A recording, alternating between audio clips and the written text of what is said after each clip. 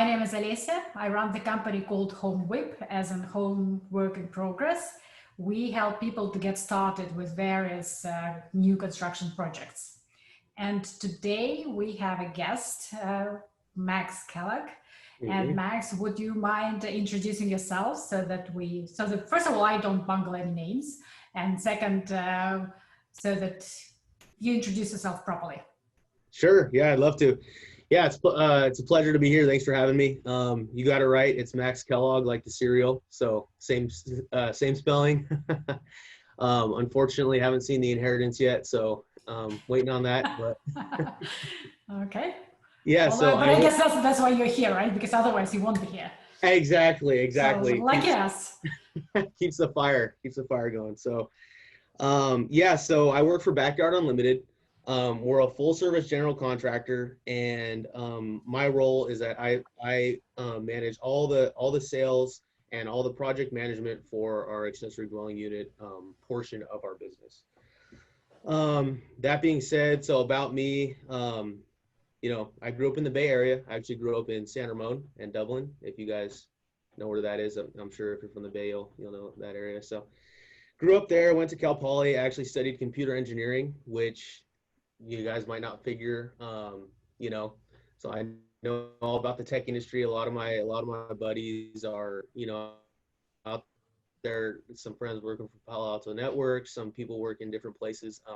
Familiar with all that kind of stuff. I decided that I didn't want to go down that path.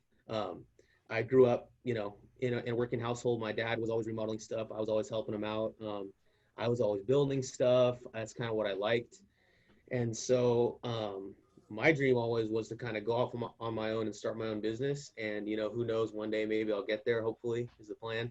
So, yeah, but basically that's kind of my background. And then I started from there. I finished college, and then I immediately went into working for a general contractor, got my hands dirty. I actually started building sheds. Then I started working for, we were doing all different kinds of general work for the general contractor, fences, demolition, putting in windows, remodeling, the whole 9 yards. So, and then I started working for an electrical contractor in the Bay Area, Prime Electric. And last job we were doing was over on Genentech. So that was cool to see that side of it, big jobs, a lot of complicated stuff going on, complicated drawings, but great experience. And then I had an opportunity open up here to where basically I'm going to lead this division, be the kind of kickstart the whole ADU program, and kind of, head that off. And so I decided to move out here and take it on. So here we are. So now the question is, move on out here. Where are you? Sacramento. Yes, Sacramento. Okay, thank you. Sacramento. Yeah, sorry. Yeah, but I guess the company works across Northern California, correct? Yep, we service all of Northern California. We go up to about Chico. We go out to Tahoe as far as going east, and then we go all the way down to, Santa Cruz. We'll go a little past Santa Cruz, depending. Depends on the scope and the job and the specifics, but that's our general service area.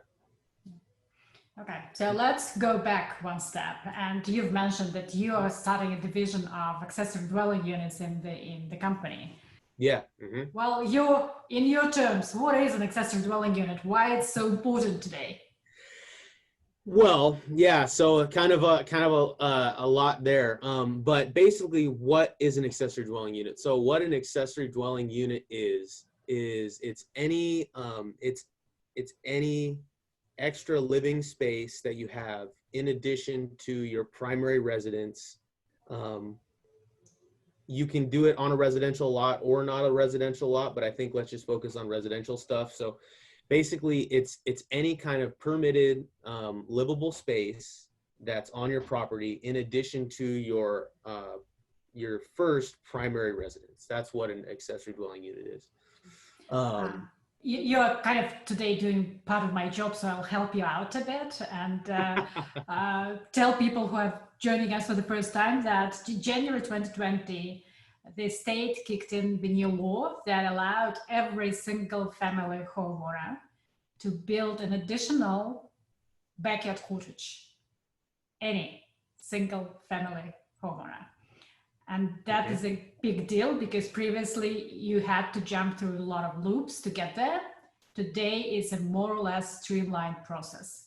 Why? Because the state has decided that they had enough with housing shortage and they wanted to do something about it. And the way they've allowed it is they allow detached units, which is a completely separate cottage in the backyard, attached units, which is literally in addition to the main house, but with a separate entry. And there is also a term that is being used, which we will not cover today, which is a junior accessory unit, which is part of the existing house that is singled out to be a separate living quarters for somebody, whether it's a rental or family member, it doesn't matter.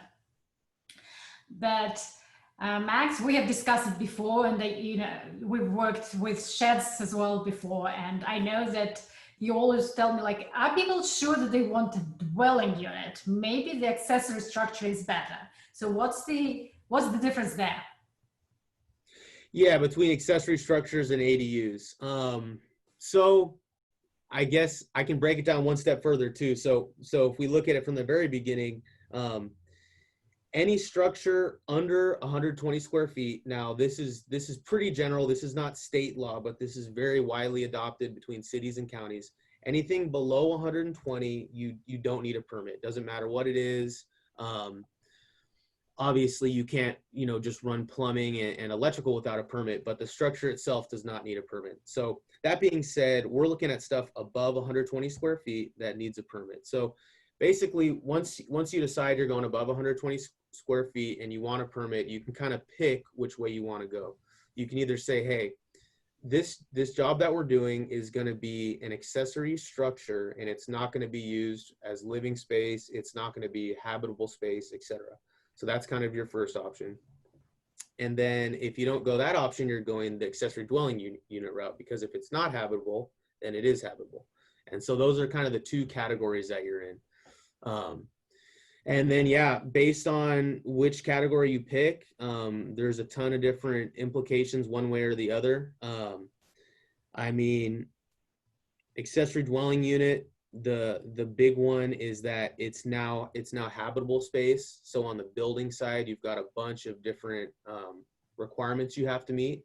Whereas accessory structure, you could think stuff like pool house, workshop, things like that. And it doesn't need to meet the same criteria that an accessory dwelling unit does. That being said, you also don't see a lot of the benefits that you see when you do an accessory dwelling unit. So those are kind of the basic stuff. And I can get into a lot more detail if you guys like, and we got time, so we'll probably get there. Yeah.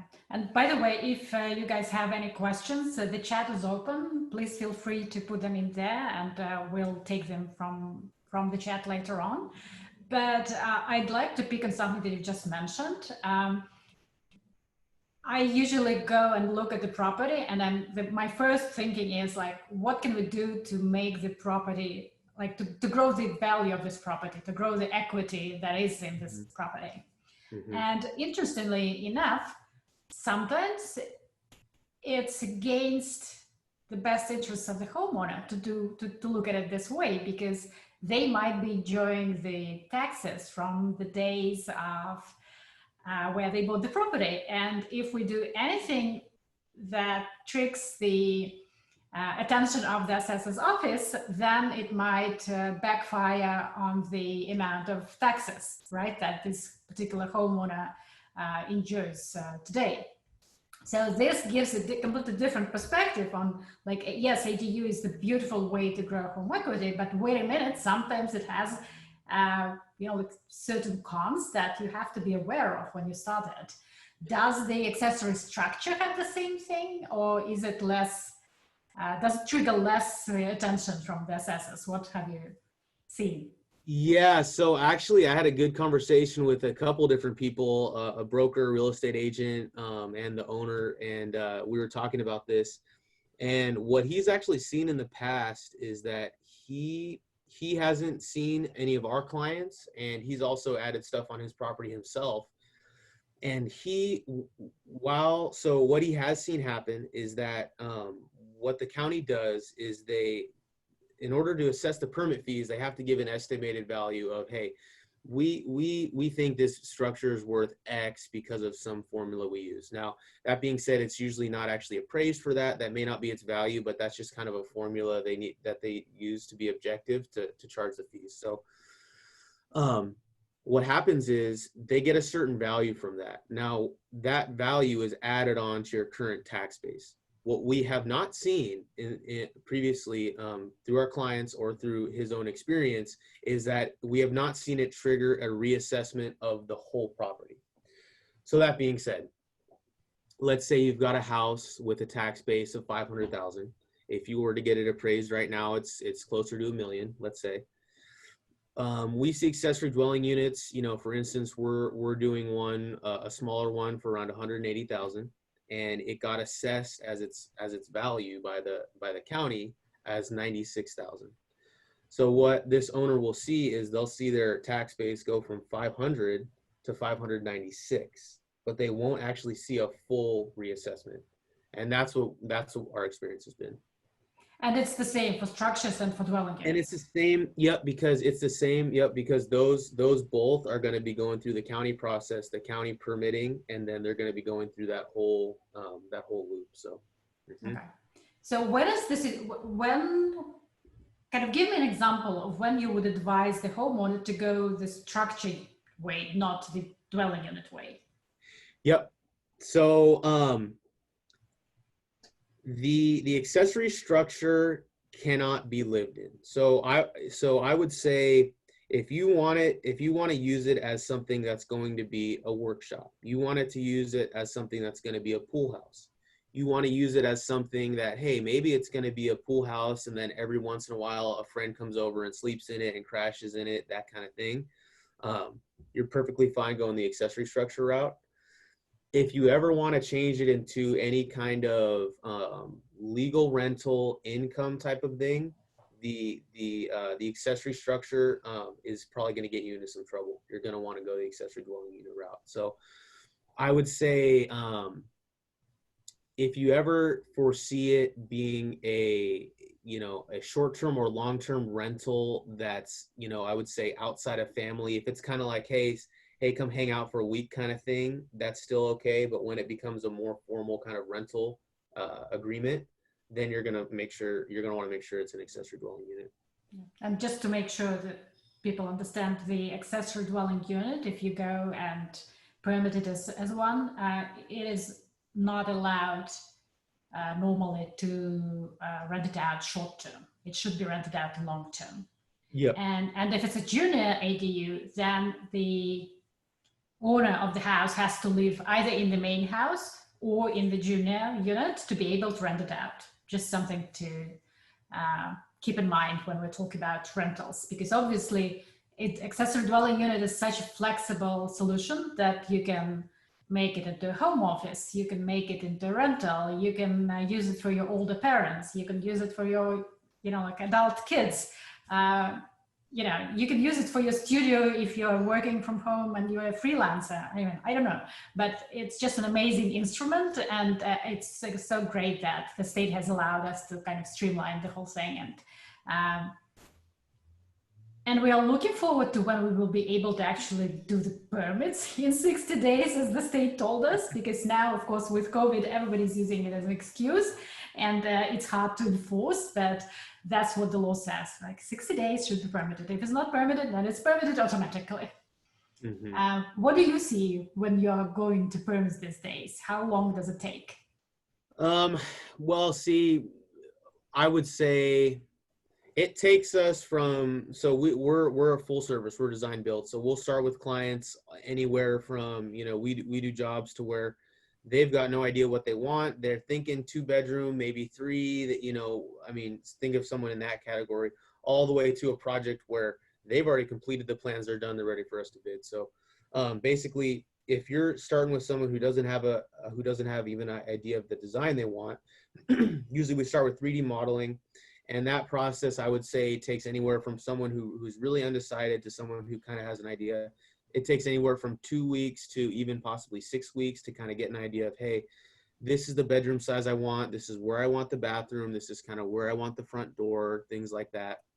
From there, we've got the engineered drafting set and all the stuff that comes along with that. That takes time as well. So you've got your drafted set. You've got being an ADU, being livable space in California, it's going to have a Title 24 energy report. And part of that is going to be, it's going to require solar. So part of the plans that we submit include a solar drawing. They include the Title 24 report, and they also include a stamp by an engineer. So you're looking at kind of finalizing all that stuff, getting all those different parties on board and creating a detailed plan set. So I would say something like that. I don't know, you're looking anywhere from 3 weeks to probably 6 weeks for that part of it. And then you've got the submission with to the city or county, which, you know, I'd say 60 days is about right. You know, if they go past that, what, you know, it's kind of like, well, what do you do? And so do you call a lawyer? And so we've seen it go longer. It's not a big deal. You know, then again, obviously, well, not obviously, but you may not know if you're not familiar with this submitting process, but a lot of these cities and counties, they're all different. They've all got their certain rules. They all want to see certain things on the drawings, even depending on who it is that's actually reviewing it. So I have never experienced a time where we've submitted a drawing and it didn't need some kind of revision. So that being said, you know, some of it is on our end to where, okay, it's revisions. And then it's like, well, does the 60 days include the revisions that we had to do? And so okay, it doesn't. yeah, so yeah, I'd say 60 days is a good ballpark, but it could go to 3 months. Some that we've seen take 3 months. And then a lot of times too, you know, we had a client who he wanted to change some stuff, and so then that requires a whole, you know, even though we'd been through the design and we were pretty sure we wanted to do something, it just so happened that, okay, hey, now we want to change to a different kind of roof so that we can have an attic space. And that was when we'd already submitted. And so things come up, but you know, if there's no changes from the client and there's no significant kind of engineering or any kind of issues like that from the county or the city, 60 to 90 days is a good estimate. Mm-hmm. And the construction at your end, how long does it take? Assume some, like, I don't know, 700 square feet. Yeah, 700 square feet, you know, kind of single story, you know, stucco siding, kind of your standard build. You're looking around 3 months from start to finish.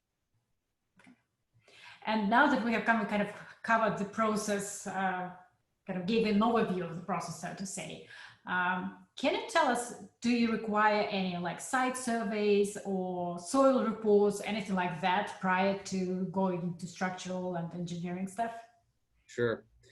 So we haven't seen soil reports being required. The surveyor, now that's more of that depends on the inspector for the city or the county. So for instance, job over in Petaluma, it's a larger lot. I think it's a quarter acre, if not bigger. We're going to be about 10 feet from the property line. So it's not a huge deal. As far as, you know, as far as they're concerned, they just want to make sure you're beyond the setback. After that, they don't care. So when you get right up on that limit, which, so this is another point to make, the state mandates that you can be 4 feet from the property line. Now, that being said, I don't even tell people 4. I don't recommend 4, because once you go by state law, once you go less than 5 feet, so basically between that 4 and 5 feet, your structure now has to be fire rated on that wall, which means you're gonna be having to do sheetrock on the outside. You're gonna have to be using fire rated materials. You're gonna have to reduce the amount of windows you have on that wall, all that kind of stuff. So I just tell them 5. Actually, I tell people 6. There we go. To be safe. Good job. Yeah. Yeah, with one possible exception, when it is an existing structure and we can grandfather it. Yes, exactly. Yep. So 6 is a great way to go. It saves a lot of headaches. You know, 5 is kind of the limit that I like to go to. And then if you really want to push, you can go to 4, but we never see that anyway. So yeah, soils engineers we don't usually see. Um, you're always going to have, well, for us, we always use a structural engineer. The surveyor is the person that is kind of a case by case basis. So like I said, in Petaluma, we're doing one where we're a good 10 feet off the property line. You know, it's pretty obvious that we're not close to any setbacks. We're not close to any fire rating being needed.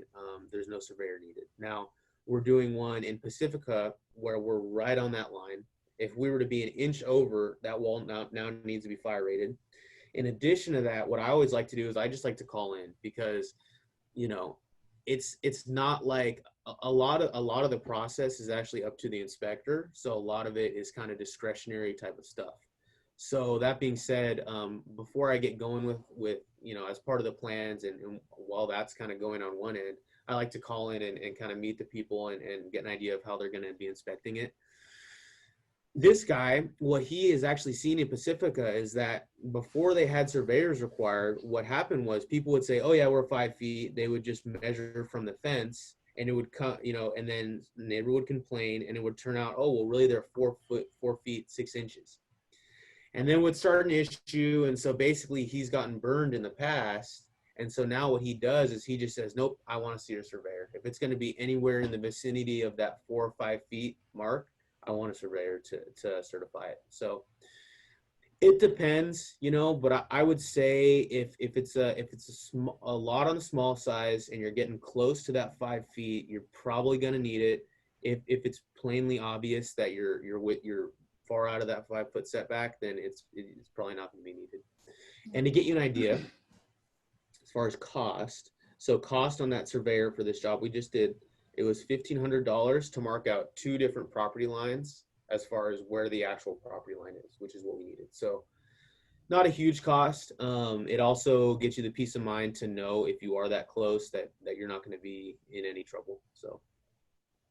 And I guess there was also questions of easements, right? So you don't want to get into any utility easements where you're not allowed to put a structure. Yes, you don't. Now, that being said, what I've usually seen is that I haven't seen a ton of easements that are greater than 5 feet. All the easements that I've seen so far have been 5 feet into the property. Usually they're 10 feet wide and they go 5 feet onto each property is usually how they do. So that's another reason why I say 5 feet. Then you stay out of the easement too. But that being said, that's kind of something that you can check on in the permitting process. It will come up during when you go for a permit. And additionally, you're kind of going to know if it's a large easement, you're going to know. You're going to have, you know, it'll usually be like a power pole, or for instance, this one easement that we have, it's a cable box for underground communications. If you have something like that, you know, when I go out and do the site visit, that's usually something that I see and I'm aware, and I'll make sure that we're aware of and kind of double check with the city and county to make sure that we're not in that. Mm-hmm. So if you don't go into details with soil report, that means that most of your foundations are either slab or perimeter? Yes, all the ones that we have done are slab. We can do a crawl space foundation, but we typically don't. You know, what a slab does for the most part is it offers you the biggest benefit that I see from it is that it offers you flexibility in the future to get at your plumbing and, well, mostly your drains, because even a lot of the plumbing can be run through the walls and through the attic and that kind of thing. It's mainly for flexibility of the plumbing if you ever want to move it in the future. I like slabs. They're cleaner. There's no dirt getting in the bottom. There's no bugs getting in the bottom. You know, there's no, you don't need to insulate it. It's waterproof. So I think that whenever I can, I try to go slab. But sometimes it's really just a preference thing. Pretty much anywhere we can do a crawl space, we can do a slab. The one time we can't do a slab is when we are on a sloped area. So when we're on a sloped area, that's when we've actually got to go to a crawl space type of foundation. Mm-hmm. And we started questions rolling in from the chat. Cool. So just to piggyback on what we were talking about now, the overhead lines like cable lines, Comcast, United, etc. Do they usually count as easement as well when they go from house to house, kind of thing? So what the easement, just I guess a little bit of background, what the easement is for the utility companies and the electrical companies to actually go in and maintain their equipment. Now, most of those lines that you see are actually the lines that are dedicated for your house. So for instance, the Comcast line, the power line and all that, that's dedicated for your house, and that's not an easement.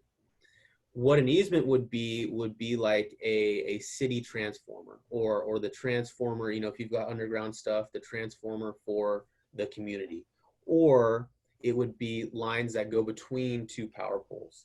Anything that's going out directly to your property from the power pole is not going to be an easement. That's something that you'll call out to, you know, Comcast, hey, I need another service out here, something like that. That's nothing that's going to be an issue. It's going to be when it's usually underground. It's usually underground stuff like transformers, you know, electrical lines and data stuff. Water lines, gas lines, water lines, those kind of stuff as well. Yes. Those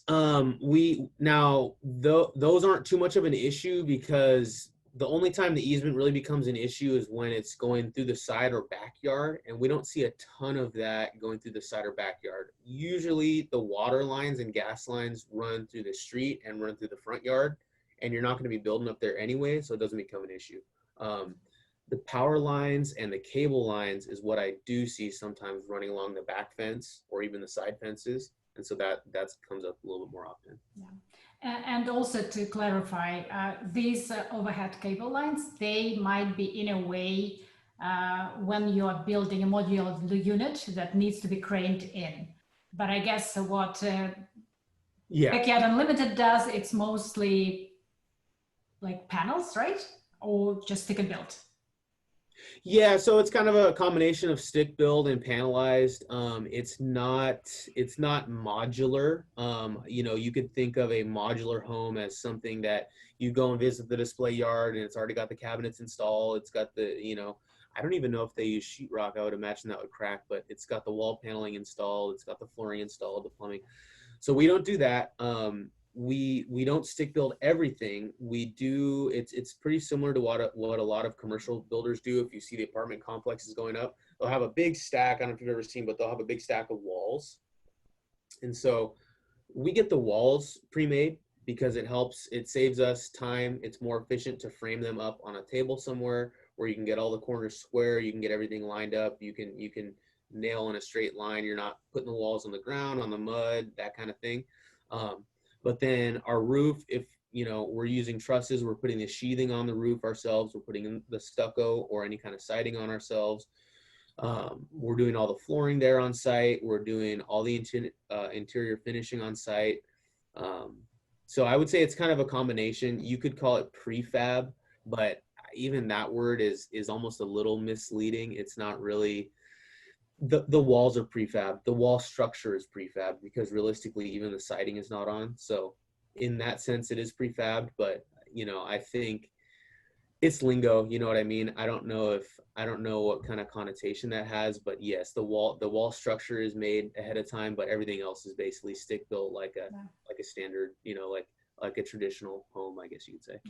Yeah, actually, I'm actually working on a chart right now to help people figure out what this prefab is, and prefab actually correctly breaks down into prefab panelized, prefab modules, and then prefab kit, the whole home kit. So those are the three big kind of buckets where you can think prefab about. Okay, next question, and that's actually a very touchy issue for me right now because I've just had a situation with one of the ADUs being built in Redwood City. Have you seen any issues when the neighbors are upset that the ADU is too close to the property line or something like this? Well, so yeah, so that's exactly what happened in Pacifica. Basically, that was that was what was happening. So what was happening was that, this structure would get permitted, and it would say, on the drawings, it would say, okay, your setback is 5 feet because you're not going to do a fire rated wall. So your setback is 5 feet. Well, in most jobs, it's not a big deal. You just measure off the fence. That's kind of what you do. It's not a big deal. Well, it becomes a big deal when the neighbor is upset. And so that's kind of when you see it. That being said, it all depends on the neighbors you've got. It all depends, on the size of lot that you've got. It depends how close you are. It depends what kind of trees and covering you've got. But that being said, it's your right, really. And so, if you're doing it as a permit shows to the law, and you're taking all the necessary steps, I mean, your neighbor can be upset, and that's kind of their own prerogative, really. But you're legally allowed to do it. And from my point of view, as long as you're not bringing in people that are, if it's renters, you're not bringing in people that are loud or disrespectful, then it really shouldn't be an issue. People bring up the parking thing. So they don't require you to add parking if you're within a half a mile of transit as part of the project. And so, if you're not adding parking, obviously people are going to say, well, hey, where is this person going to park? And to be honest, it's kind of true. When I kind of advise people on what size to go in and things like that, you really want to think about, what does a community look like? What are the average lot sizes? Who would rent this? In addition, am I going to build a 3-bedroom, 2-bath, 1,200 square foot ADU, and I'm within half a mile of transit and I have no parking and I'm on a busy street? Yeah, technically you can do it, you know what I mean? But it's all things to think about as far as how it's going to work out. So when it's a smaller lot and it's kind of not as private of an entrance, I usually steer people going towards something smaller, more of a studio, 1-bedroom, probably either a single person or a couple, probably no kids. It makes it kind of makes more sense to me, especially if it's going to go the rental route, to have something like that. So. Well, everyone, if you have any more questions, throw them in. You can also unmute yourself and ask them if you want to ask something.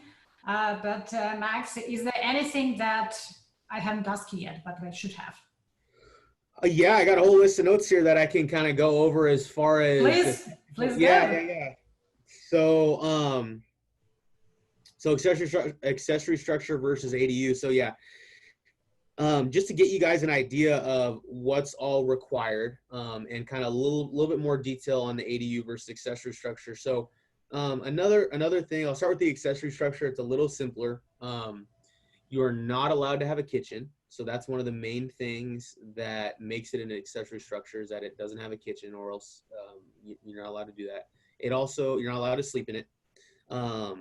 And that's the basics for accessory structure. Now, one of the positives that I do see is that if you're not going to be renting it out, you're not going to usually be sleeping in it.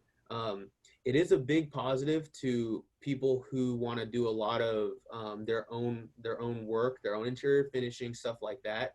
Because the thing about an accessory structure is, for instance, I can build a garage, and that garage doesn't need to have insulation. It doesn't need to have HVAC. It doesn't need to have solar panels. It doesn't need to have a whole bunch of stuff that I can put in later or not put in later. But basically, you can get to your final sign off, get the job completed as a shell a lot easier than if you were to do an ADU. In fact, you can't do a shell if you're going to do an ADU. So an ADU, you're going to be doing a Title 24 report. You're going to need solar panels as part of the project. They can either be added to, and to kind of bring a little context, so we do detached accessory dwelling units. So this is concerning detached stuff. So just that way you guys know that. So you're going to require solar. I see anywhere from 1.5 to 2.25 kilowatts, which is anywhere from, I'd say, 5 to 8 panels, in that range. It needs HVAC. It needs to have a kitchen with appliances, not just plug-in stuff. It needs to have sanitation facilities, so a bathtub or a shower. Um, and addition to that, all these things actually need to be inspected before you get your final sign off. So that's something to keep in mind is like, hey, I'm not done with this job until I actually install that. Whereas if I do an accessory structure, it's a lot easier to kind of just say, hey, I want a garage with with a sink and a toilet in it, and then I complete it, get it permitted, and then I can kind of do what I want to do later. So that's one difference. Another thing to bring up is insurance. So most homeowner policies, they cover habitable space automatically, and that's actually what you're required to cover as part of, if you have a mortgage, that kind of thing. They'll require you to have the standard homeowners, and an ADU will be covered in that. Now, most standard insurance does not cover accessory structures, sheds, pergolas, chicken coops, that kind of thing. So that's kind of one more point to bring up there. And can I just jump in? Because it sounds almost like for those people who need to face the project, they don't have enough money right now to do the full scope of the ADU. It sounds like this might be a way to face it, like get the building envelope in first, save a little bit more money, and then go forward. Yep, you definitely can do that. There's going to be certain things you want to keep in mind. So, for instance, you can build an accessory structure or a garage with 2x4 walls, but if you want to eventually permit it to an accessory dwelling unit in the future, you're going to need the 2x6 walls because you're going to need more insulation. Now, yeah, you could do spray foam and that kind of thing, but what I'm getting at is that you can definitely do it. You just want to make sure you've got certain design aspects in there from the start so that it's going to be feasible for you to actually transition it. Yeah, good point. Thank you. Yep. Was there anything else on your, because there is also a question about pre-wiring for internet and stuff like this. Only other thing really that I'd like to mention is just that it gets its own address, which really is awesome for renting out. You can do its own address. You can get its own electric meter. You can technically get its own water meter, but it's expensive. You've got to go into the water main, and you've got to cut through the street and all that. We see what's really popular is it gets its own address, and then it gets its own PG&E electric bill. So that's pretty popular, and it's a good benefit to doing the accessory dwelling unit, especially if you're renting it. So actually, picking back on the utilities. Yeah. So we are running detached ADU. We are running to it water, sewage line, and electrical, and as the question here goes, the internet access, stuff like this. Do you run them all off the main house or off the street? How does it work? So technically, you can do all of them either way. So you are not legally required to create any new connections to the existing infrastructure. That's actually part of the whole push behind it, is that, hey, we're not actually impacting the infrastructure because we're not adding new connections. That's kind of the push for accessory dwelling units.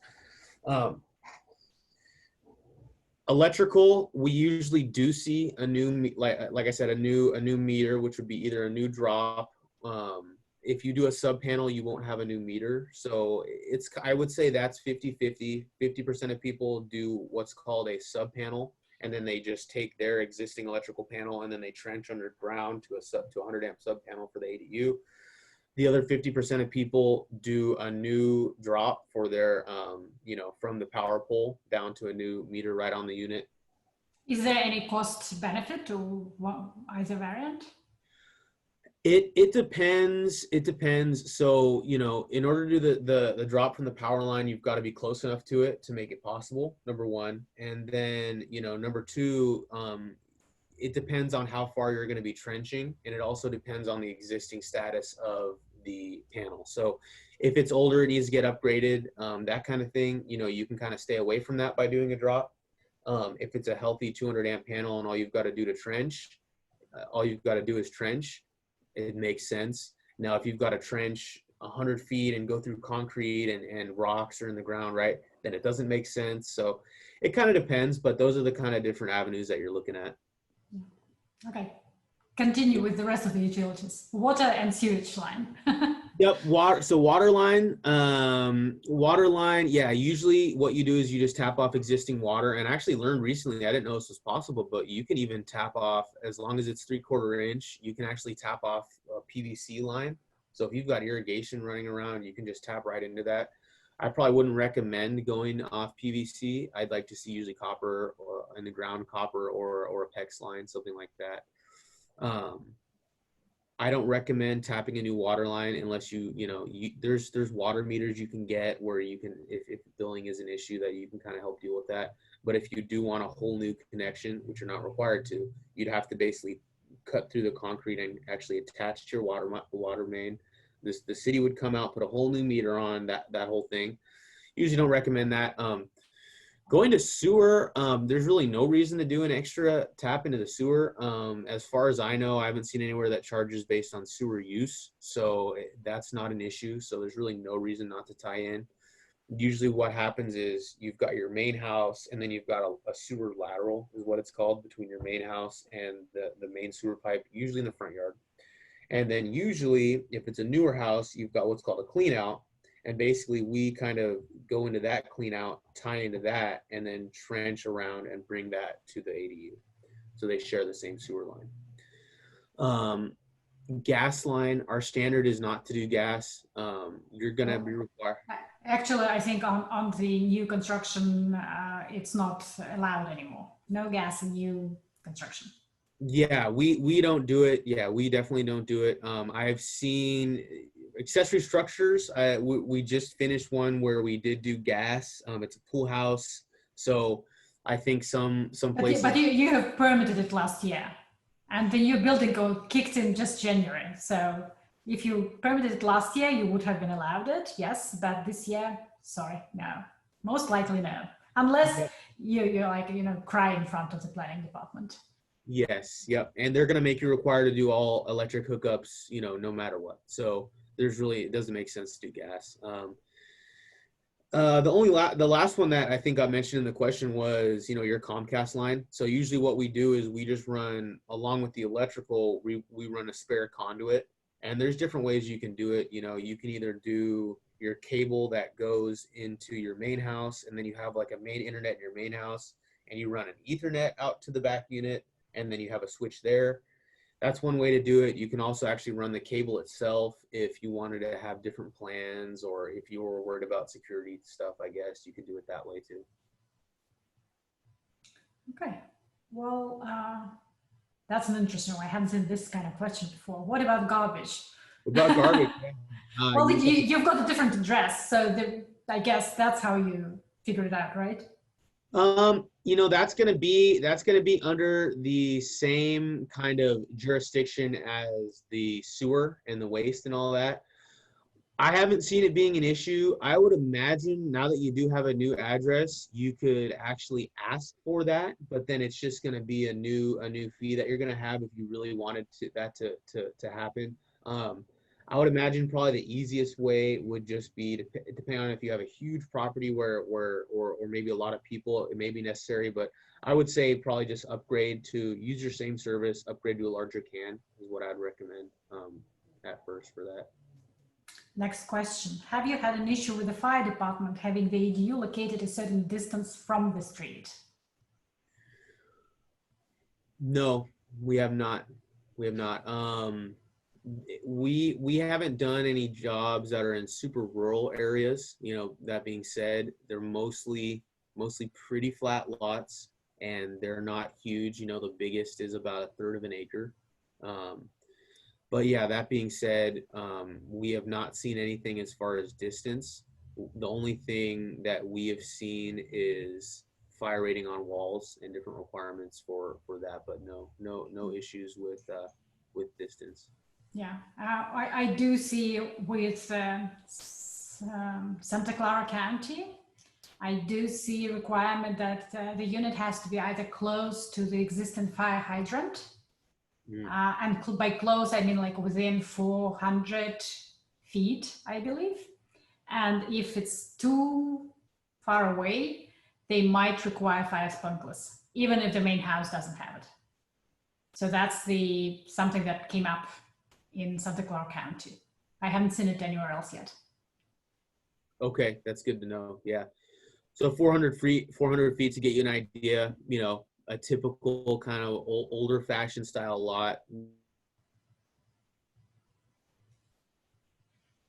Feet, up into, you could figure for 7,500,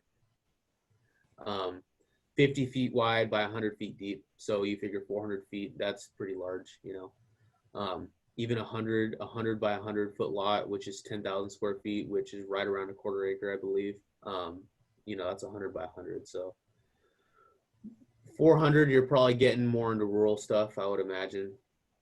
Yeah, you would be surprised. No. Yeah. I mean, if you got that kind of lot, then you're very lucky. Well, I can tell you, I've just did this estimation for the lot where the footage between the water main and where we wanted to put the ADU was 650. Wow. So that was the budget. Yeah, so it happens. Well, hey, yeah, then that's when you find that's out. And that's when I say, let's estimate and let's budget for these fire sprinklers. If they don't ask for it, they don't ask for it. But if they do, we're prepared. Yep. Mm-hmm. Yeah. Okay, I guess the next question is what you're using technology-wise. You should be able to tell us that. And to be exact, what are the emerging technologies? 3D capture, laser scanning, anything you use to assist with surveying or marketing initiatives, etc.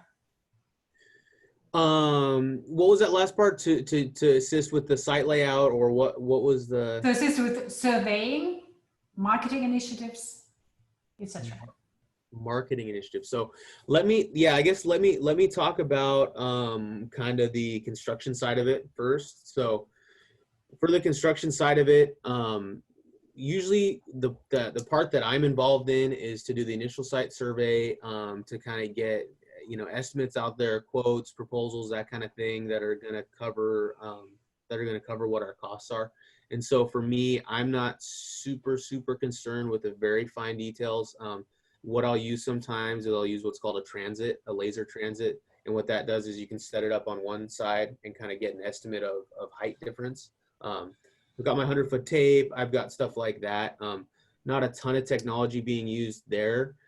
That being said, if additional information like that is needed, then we'll get a surveyor involved, and then he's got all of his technology. So none of that really on my end.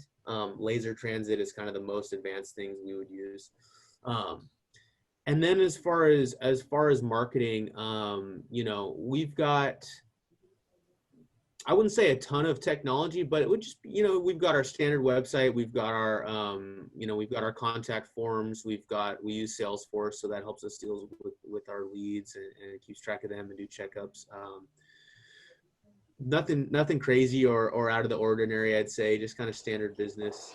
But I also think that part of your standard business is actually providing people with 3D model before they actually order. Oh, yes. Yeah, that. Okay. Yeah. I guess I didn't think about that portion of it. Yeah. So as far as that technology goes, yes. So we use a software called SoftPlan. So SoftPlan is more meant for kind of, it's not meant necessarily for drawing sets, for plan sets that are going to be submitted, but it's more for mock-ups, basically, detailed mock-ups, I would say. So what happens is through our 3D modeling, we usually decide based on our examples, our prior projects, or kind of whatever the client has in mind, we put that into SoftPlan. And so we've got a drafter here that works in-house, and he can do basically anything you want. That being said, we usually leave the cabinets out for the most part, and we leave the, so the kitchen design and with the bathroom design we leave out. We work, so we'll kind of get your 3D model all designed. We'll get you the space that you want there. We'll get you floor plans. We'll get you 3D renderings with the different finishes. We can do different colors, the different roof styles, roof pitches, roof types, all that kind of stuff to get you an idea of what it'll look like. Window, location, size, all that stuff. We leave out the kitchens and the bathrooms, and usually what happens there is we work with someone who's a little more specialized for interior design, and they will actually they have people at Home Depot, the local cabinet shops, the local home improvement places, stuff like that, and they'll actually work with you. Most of those guys have a different software that's actually made specifically for designing cabinets, designing kitchens, designing bathrooms, that kind of thing. And then part of our, our design process and our full drawing set and kind of, design documents will be our 3D model without the kitchen, in addition to the interior designer's detailed rendering of exactly what cabinet, what style, what kind of hardware it's going to have, what kind of hinges, what kind of appliances, because they can get a lot more detailed with that. So that's what we use there. And then, as far as technology, going to the next step would be, we just use AutoCAD. Our drafters use AutoCAD to do the plan set. And then the plan set and the solar engineering. And then there's this different software that's used for, I'm not sure the name, but I know there's a software that actually has to be mandated by the state. And then that's what you create your Title 24 report with. So we've got a guy that handles all that, but yeah. Yeah. Okay. And I guess we do have time for one more question. And the question is actually about parking when it's not required, but kind of desirable. Mm-hmm. Let me just read the question. That might be easier. Yeah. Could you have a driveway right next to the side of the house? Would that require extra precautions like fire safety, less windows? For example, could you convert a garage or demolish and rebuild, keeping driveway in front of garage and extending driveway to the side of the garage on your ADU? So,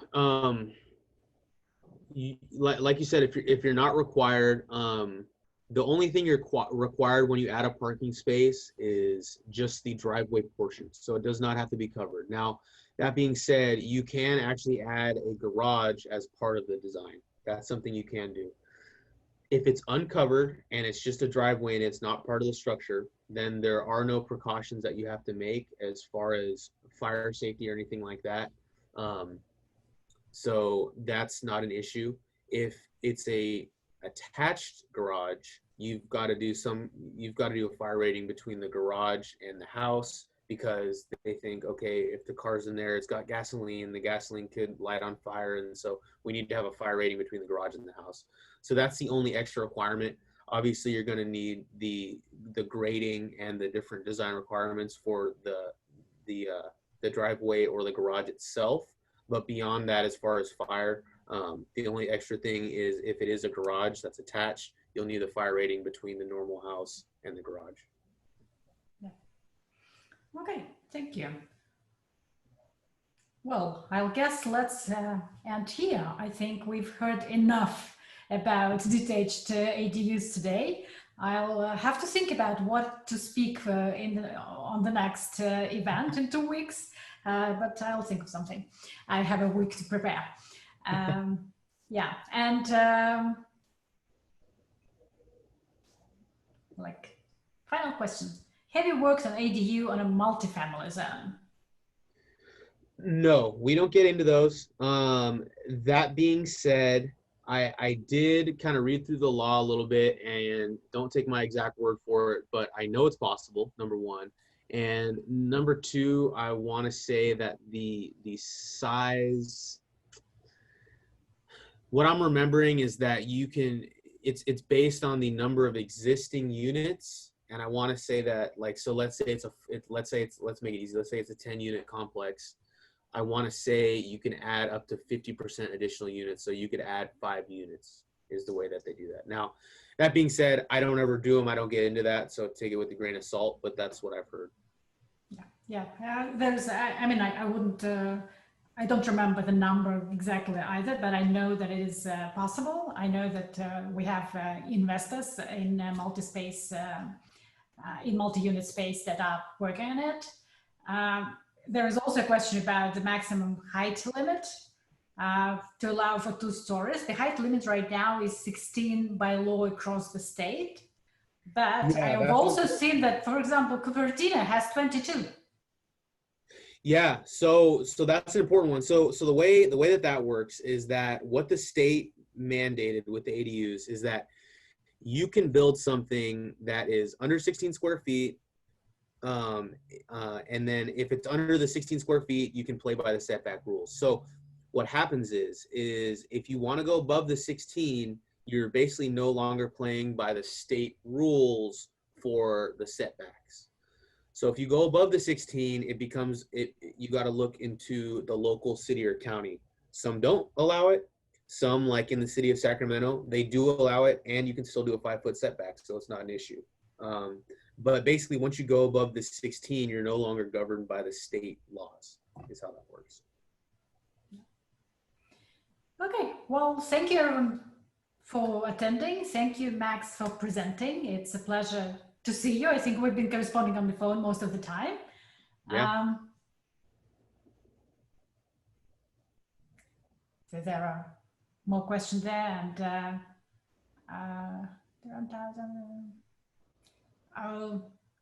that's a important one. I have to answer this one. Sure. Some cities are covering the cost of building ADUs if the homeowner will rent out to someone experiencing homelessness. There is a program done by Housing Trust Silicon Valley. If you're interested, shoot me an email. I'll send you the link to it because they've had a presentation, but it's for Santa Clara County homeowners only.